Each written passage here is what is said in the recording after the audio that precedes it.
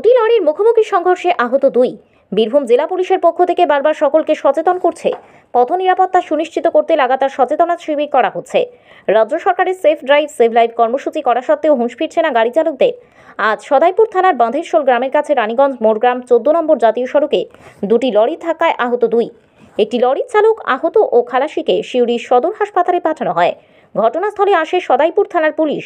দাঁড়িয়ে থাকা একটি লরিকে ধাক্কা মারে অপর একটি লরি। কিছুক্ষণ জাতীয় সড়কে যানজট সৃষ্টি হলে সদাইপুর থানার পুলিশ এসে যানজট মুক্ত করে এবং ঘাতক লরি দুটিকে অন্যত্র সরানো হয়।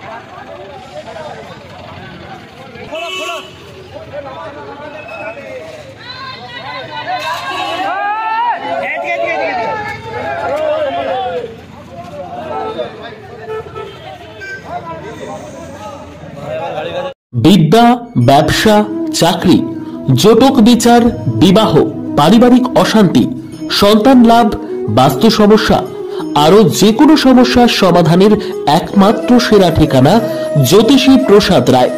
আর দেরি না করে আজই চলে আসুন প্রসাদ রায়ের কাছে। আমাদের ঠিকানা 5A/23 SEPCO township, B zone, Durgapur, 713205। Phone number 7407250555, 9064620441, 8967696309।